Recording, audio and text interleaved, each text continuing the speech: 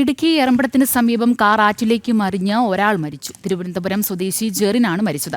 കാറിലുണ്ടായിരുന്ന രണ്ടുപേരെ ഗുരുതര പരിക്കുകളോടെ കോട്ടയം മെഡിക്കൽ കോളേജ് ആശുപത്രിയിൽ പ്രവേശിപ്പിച്ചു. കാറിലുണ്ടായിരുന്ന കുട്ടി അത്ഭുതകരമായി രക്ഷപ്പെട്ടു.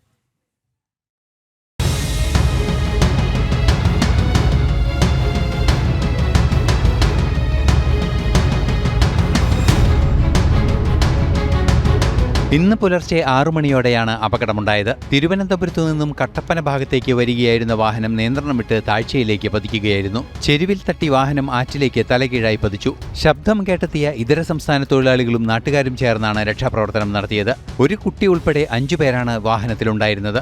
ഇന്ന് രാവിലെ ഏകദേശം 6:30 മണിക്കാണ് ഈ അപകടം നടന്നത്. നമുക്കറിയാം, ഈ ഭാഗത്തൊക്കെ ഈ മഴക്കാലമായി കഴിഞ്ഞാൽ മഞ്ഞൊക്കെ മൂടി കിട്ടുന്ന ഒരു സമയമാണ്.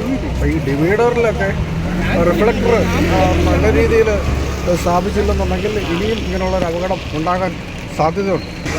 5 പേരുണ്ടായിരുന്നു ടോട്ടൽ, ഒരു കുഞ്ഞ് സഹിതം. കുഞ്ഞിനൊന്നും പറ്റിയിട്ടില്ല. ഒരാളുടെ നില വളരെ ഗുരുതരമാണ്.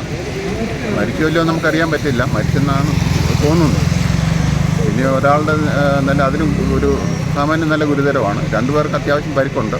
പരിക്കേറ്റവരെ പീരുമേട് താലൂക്ക് ആശുപത്രിയിൽ പ്രവേശിപ്പിച്ചു. ആശുപത്രിയിൽ എത്തിച്ചപ്പോഴേക്കും വാഹനം ഓടിച്ചിരുന്ന ജെറിൻ മരിച്ചു. ഗുരുതരമായി പരിക്കേറ്റ ദിവ്യ, നവ്യ എന്നിവരെ കോട്ടയം മെഡിക്കൽ കോളേജ് ആശുപത്രിയിലേക്ക് മാറ്റി.